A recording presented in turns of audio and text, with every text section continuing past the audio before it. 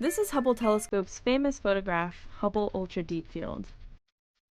There are nearly 10,000 galaxies, each containing as many as 100 billion planets in this image alone.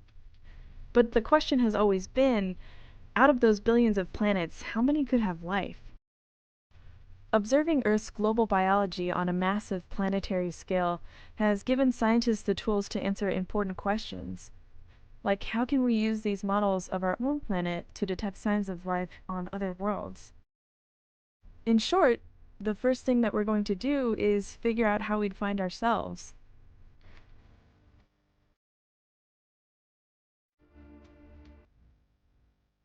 When I talk to people about this, about the search for life on all these planets we found around all these other stars, a very common response I get is this line from Contact. Well, if there isn't anything out there, it would be a horrible waste of space, which is a wonderful line.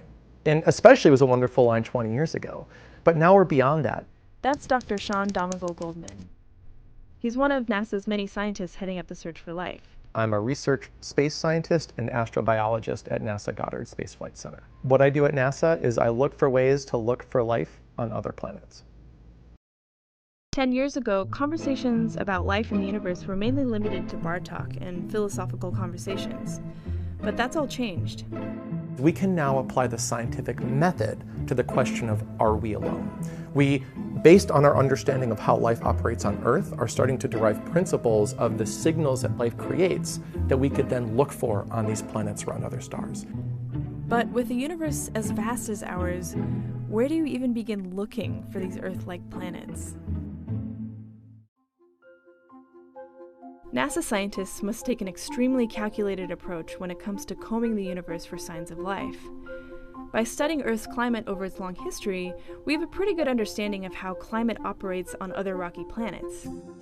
And that gives us some helpful clues on the distance from a star and the size of a planet that could harbor a global biosphere like the one we have here on Earth. It all comes down to knowing where to look. We have a concept for this. It's called the habitable zone or the Goldilocks zone.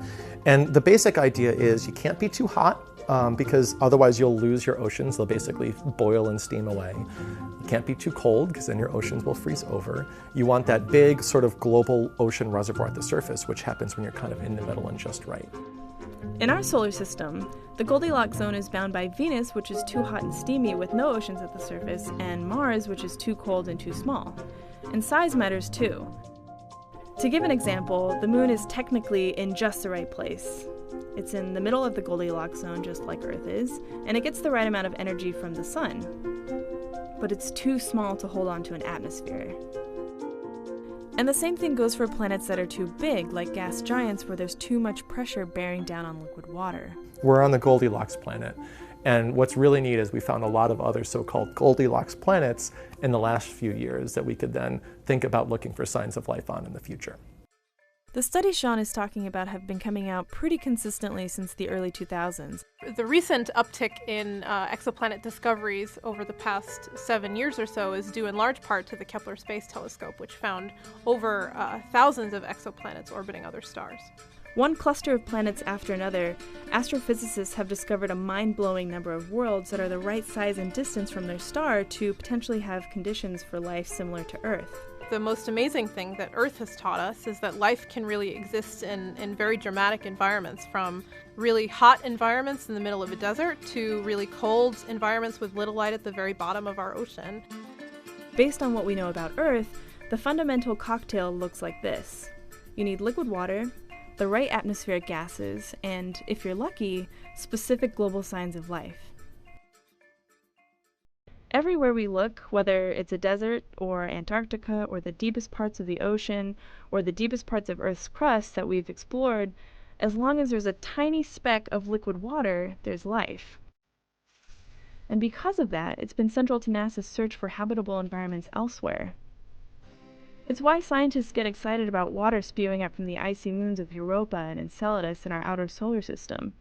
Not only could they have water, but they could have global oceans like the ones we have here on Earth. After liquid water, we'd look for atmospheric gases. Actually, the gas we're breathing now, oxygen. Find oxygen and methane together in the same atmosphere, and you've got something special. There are ways to build up oxygen or methane in the planetary atmosphere, but the only way you get them both in the same atmosphere at the same time is if you produce them both super rapidly. And the only way we know how to do that is through life.